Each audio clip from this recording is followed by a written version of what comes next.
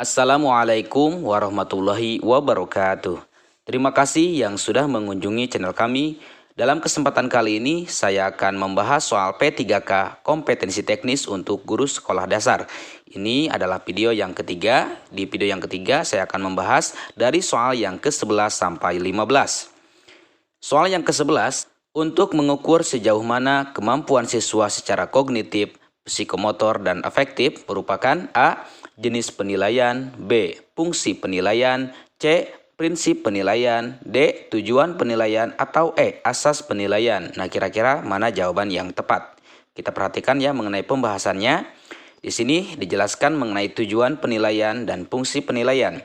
Poin-poin tujuan penilaian diantaranya yang pertama, mengetahui tingkat penguasaan kompetensi dalam sikap afektif, pengetahuan kognitif, dan keterampilan psikomotorik. Nah, yang sudah dan belum dikuasai seorang atau sekelompok peserta didik untuk ditingkatkan dalam pembelajaran remedial dan penggayaan. Nah, jadi mengenai pertanyaan yang ke-11 ini, untuk mengukur sejauh mana kemampuan siswa secara kognitif ya.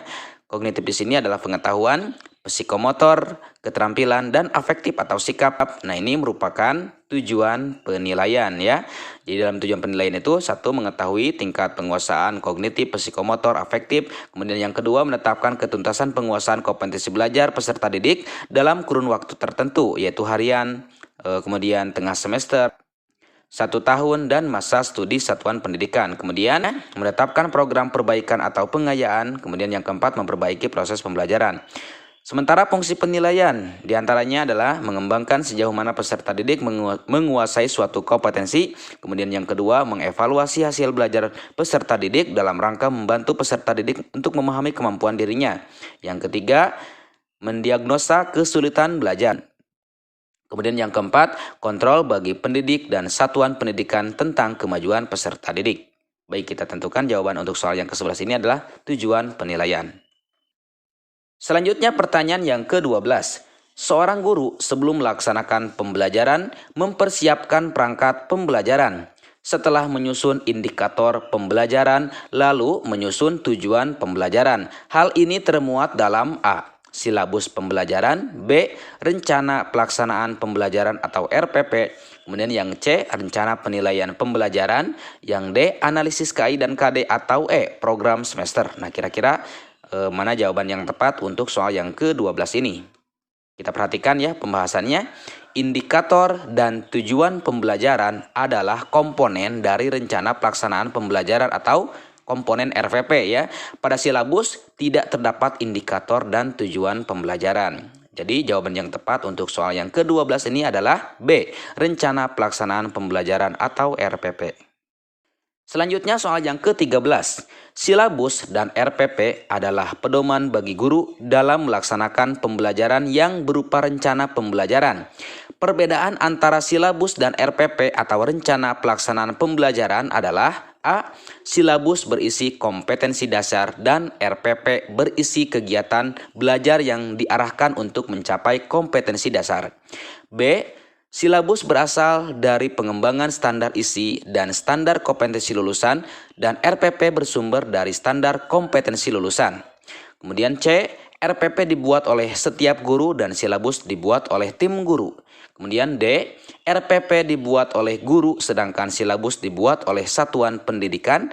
Atau E. Silabus berisi rincian kegiatan pembelajaran sedangkan RPP berisi pendekatan penilaian hasil belajar. Nah, kira-kira mana jawaban yang tepat?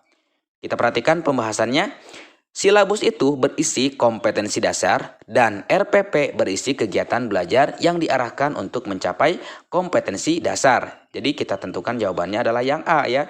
Silabus itu berisi kompetensi dasar dan RPP berisi kegiatan belajar yang diarahkan untuk mencapai kompetensi dasar. Kita perhatikan ya mengenai perbedaan yang lainnya. Di sini di pembahasan dijelaskan KI dan KD dikembangkan dari standar kompetensi lulusan, silabus dikembangkan dari KI dan KD. Sementara RPP mengembangkan KD ke dalam indikator pencapaian kompetensi dasar dan tujuan pembelajaran. RPP disusun oleh masing-masing guru sedangkan silabus dikembangkan oleh Kemendikbud. Selanjutnya soal yang ke-14, seorang guru mempelajari kerucut pengalaman dari Edgar Dale Apa yang harus guru lakukan dalam pembelajaran berdasarkan kerucut pengalaman tersebut? A. Memilih media konkret dulu daripada abstrak. B. Selektif dalam memilih media pembelajaran. C. Banyak meminta siswa mengingat. D. Menekankan aspek psikomotorik anak. Atau E. Drilling. Nah, drilling itu adalah cara mengajar di mana peserta didik melaksanakan kegiatan-kegiatan latihan. Peserta didik memiliki ketangkasan atau keterampilan yang lebih tinggi dari apa yang telah dipelajari. Nah, kita lihat ya mengenai kerucut pengalaman di sini. Pembahasannya mengenai kerucut pengalaman yang dikemukakan oleh Edgar Dale itu memberikan gambaran bahwa pengalaman belajar dapat melalui proses perbuatan atau mengalami sendiri apa yang dipelajari, proses mengamati dan mendengarkan melalui media tertentu, dan proses pendengaran melalui bahasa. Nah, jadi di sini kita tentukan ya untuk jawaban yang ke-14 ini yang harus dilakukan oleh seorang guru dalam pembelajaran berdasarkan kerucut pengalaman, yaitu menekankan aspek psikomotorik anak ya. Mengenai ranah psikomotorik adalah ranah yang berkaitan dengan skill atau kemampuan bertindak ya setelah seseorang atau seorang siswa menerima pengalaman belajar tertentu. Jadi jawaban yang tepat untuk soal yang ke-14 ini adalah D, menekankan aspek psikomotorik anak. Kemudian soal yang ke-15, melatih adalah anak yang selalu bersemangat di kelas. Ia selalu berusaha menjawab pertanyaan-pertanyaan yang dilontarkan guru. Guru memberikan tepuk tangan untuk menghargai usaha melatih dan terkadang memberi acungan jempol pada saat melatih menjawab pertanyaan yang benar. Maka yang dilakukan oleh guru tersebut menganut teori A. Ausubel, B. Piaget, C. Brunner, D. Skinner, atau E. Kowalski. Nah, kira-kira mana jawaban yang tepat? Kita perhatikan ya mengenai pembahasannya. Operant conditioning adalah suatu metode pembelajaran menggunakan reward atau hadiah dan punishment atau hukuman sebagai konsekuensi perilaku. Teori ini dikembangkan oleh B.F. Skinner dan sering juga disebut dengan teori Skinner maupun instrumental conditioning. Baik, di sini kita tentukan jawaban yang tepat untuk soal yang ke-15 ini adalah teori berdasarkan Skinner ya. Mengenai teori Skinner ini, apabila di dalam kelas ada siswa ya, dia selalu menjawab benar ya mengenai pertanyaan-pertanyaan yang dilontarkan oleh guru, dan guru memberikan reward atau hadiah misalkan berupa acungan jempol, good ya, good job dan lain sebagainya. Itu adalah teori berdasarkan Skinner ya. Jadi jawaban yang tepat untuk soal yang ke-15 ini adalah D, Skinner.